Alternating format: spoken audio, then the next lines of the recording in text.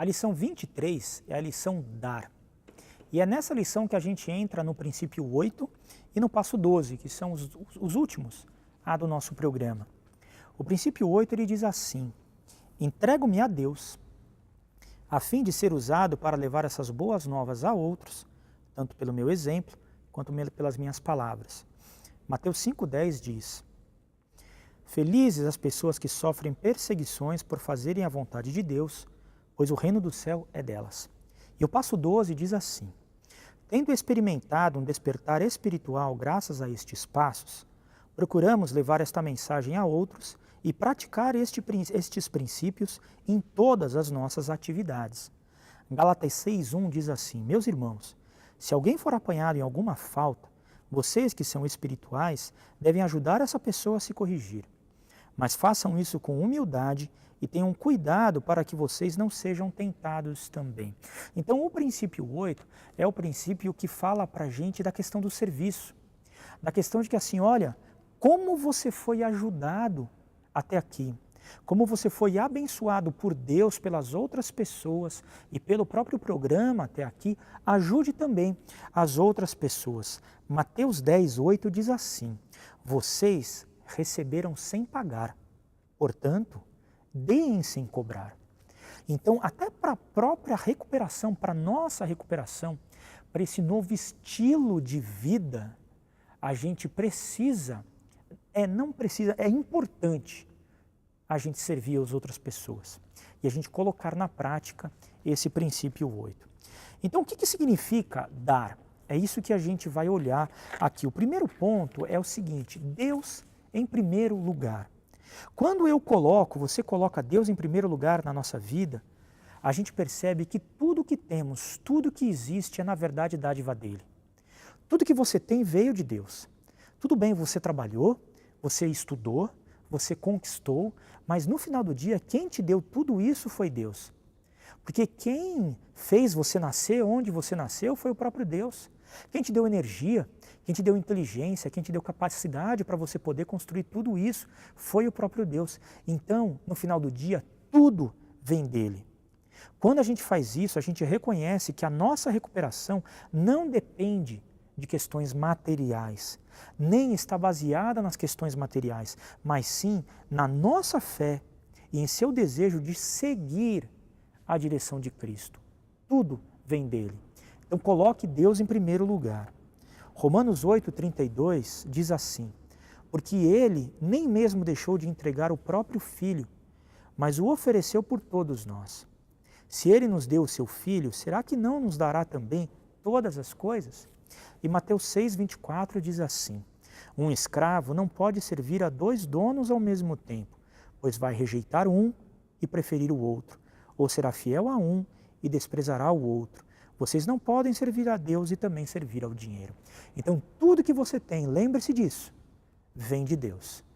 Se você colocar as coisas em primeiro lugar, aquilo que você tem, eu garanto para você que não dará certo. Mas quando você coloca Deus em primeiro lugar, você vai ter uma vida plena. Segundo ponto, alterar o eu para nós. Para de falar eu, a minha vontade, os meus problemas, as minhas necessidades e coloque nós no meio. Você pode ver que os passos, desde o passo 1 até o passo 12, sempre está no plural. Sempre coloca nós.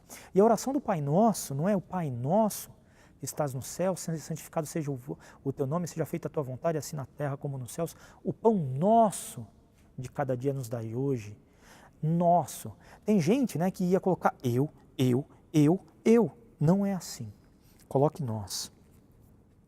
Mateus 23, 37 a 39 diz assim: amem o Senhor, seu Deus, com todo o coração, com toda a alma e com toda a mente.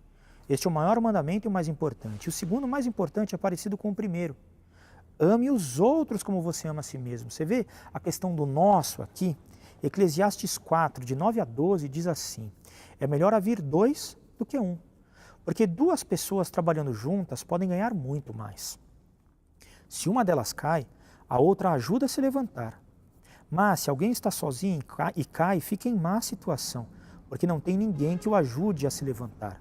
Se faz frio, dois podem dormir juntos e se esquentar, mas um sozinho, como é que vai se esquentar? 2 homens podem resistir a um ataque que derrotaria um deles se estivesse sozinho. Uma corda de 3 cordões é difícil de arrebentar. Então aqui, muitas vezes, este versículo ele é utilizado para casamentos, mas não é só casamento, é amizade, é apoio. Então altere o eu para nós. O próximo ponto diz assim: repartir as suas vitórias. Deus jamais desperdiça uma ferida. Isso é fundamental para você entender e se lembrar. Ele não causa feridas na nossa vida. O que causa feridas na nossa vida é o próprio pecado em nós, o pecado no mundo ou a atuação do inimigo, do diabo em cada um de nós. Mas ele não desperdiça nenhuma dessas feridas. O princípio 8, ele nos dá a oportunidade de poder compartilhar e partilhar as experiências da nossa vida e as experiências de recuperação na nossa vida. Faça o teu testemunho, escreva o seu testemunho e compartilhe com as outras pessoas. Chegue e fale o seguinte: olha, aconteceu assim comigo, também pode acontecer com você. Isso foi fundamental na minha recuperação, quando eu vi o testemunho de uma pessoa que teve problemas semelhantes aos meus. E eu olhei para a vida dele e falei: olha, se ele melhorou, se ele teve jeito, eu posso ter também. Então você pode fazer da mesma forma. 2 Coríntios 1, 3 e 4 diz assim: louvado seja o Deus e Pai do nosso Senhor Jesus Cristo, o Pai bondoso, o Deus de quem todos recebem ajuda.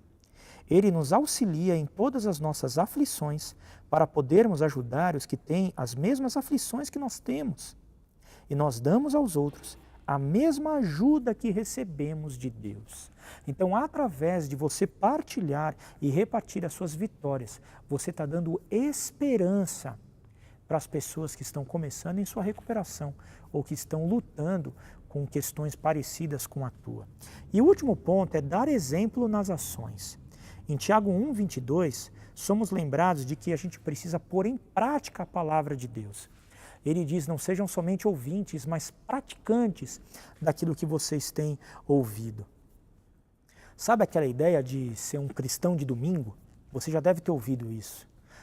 Talvez você possa ser uma pessoa em recuperação somente nas reuniões de recuperação. Não seja. Viva desta forma na sua vida inteira. A melhor coisa que a gente pode fazer é ter uma versão só de nós mesmos. Sermos verdadeiros, viver na verdade. Dê exemplo daquilo que você é. Viva os 8 princípios e 12 passos da recuperação na sua vida. Coloque em prática isso na sua vida. 1 João 3,18 diz assim: meus filhinhos, o nosso amor não deve ser somente de palavras e de conversa. Deve ser um amor verdadeiro, que se mostra por meio de ações. O Senhor, ele propaga, ele distribui a sua mensagem por meio dos 8 princípios e dos 12 passos centrados em Cristo. E cada um de nós somos instrumentos dele para que ele possa alcançar tantas e tantas outras pessoas. Para que a gente possa anunciar as boas novas da salvação e liberdade que Cristo nos dá. O nosso modo de viver mostrará aos outros o compromisso com o qual a gente tem com o programa. Então, dê exemplo, siga o programa. É claro que você vai errar, eu vou errar, a gente erra, mas quando erramos, prontamente nós fazemos as nossas reparações. Então, coloque em prática isso na sua vida.